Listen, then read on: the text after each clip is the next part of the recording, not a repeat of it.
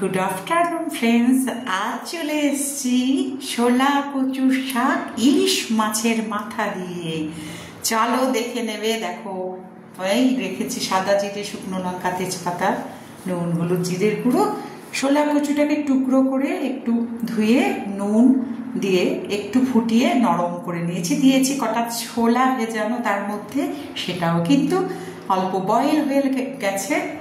তো দেখো ওই যে জলটা বেরিয়েছে না, ওই জলটা কিন্তু খুব গলা ধরার হয়, সেই জন্য আমি নুন জল যেটা বেরোলো পুরোটা ফেলে দিচ্ছি।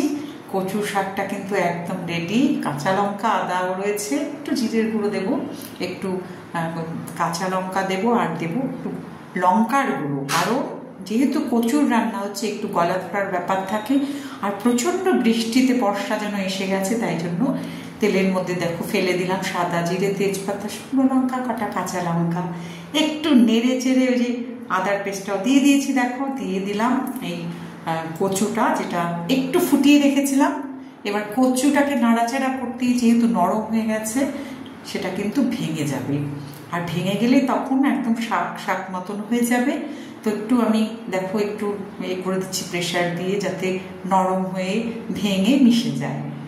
ছোলা দিয়েও কিন্তু করা যায়। আমি প্রথমে ভেবেছিলাম ছোলা দিয়ে শুধু করব, তো বাড়িতে মাছ চলে আসে, ছোট ইলিশ মাছের মাথা ছিল, তো আমাদের জন্য যথেষ্ট ছিল, কারণ বাড়িতে আজকে লোকজন অনেক কম। তো সেই জন্য ভাবলাম চলো এই মাথাটা কিন্তু কচু শাকের মধ্যে দিয়ে দেবো। নুন, হলুদ গুঁড়ো, জিরের গুঁড়ো, একটু কাশ্মীরি লঙ্কার গুঁড়ো দিয়ে দিলাম বন্ধুরা, যাতে গলা কুটকুট না করে। আমার মা বলতেন কচু খেলে যাদের গলা ধরে তারা ভীষণ ঝগড়ুটে হয়। তো যাই হোক, সেটা একটা মজার কথা, মায়ের বলা কথা ছিল।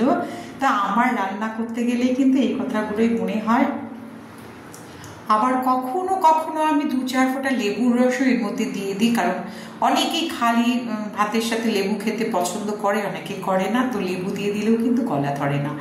ইলিশ মাছ ভাজার যে তেলটা আমি কচুর মধ্যে দিয়ে দিলাম, এতে কচুর স্বাদ কিন্তু আরো বেড়ে যাবে, কারণ মাছ ভাজার পরে যে তেলটা ছিল, সেই তেলটা তো মাছের গন্ধটা তেলের মধ্যে উঠে গেছে। ইলিশ মাছের গন্ধ তো একদম আমাদের লোভনীয় গন্ধ বলো।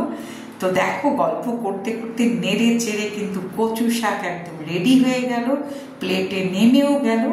খুব দারুণ দারুণ লাগে গরম ভাত, ঠান্ডা ভাত, যা কিছু বলো।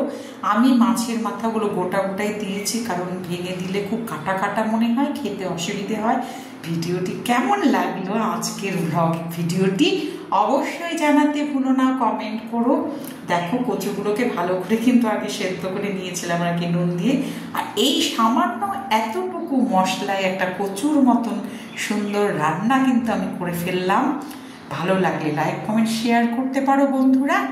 আর এইভাবে যারা খাও তারা তো খেয়েছো রান্না করে, যারা কোনোদিনও করনি একটু করে দেখো, খেয়ে বলো তারপর যে কেমন সুস্বাদু হয়। এই রেসিপিটি কিন্তু একদম জিভে জল আনা একটা রেসিপি, আমাদের বাড়িতে তো এই সিজনে হবেই হবে। তো বন্ধুরা রান্না কিন্তু কমপ্লিট, এবার শুধু ডান হাতের কাজ, অর্থাৎ কবজি ডুবিয়ে খাবার পালা।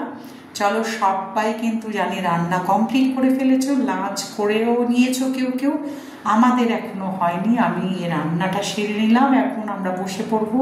সবাই ভালো থেকো, টাটা।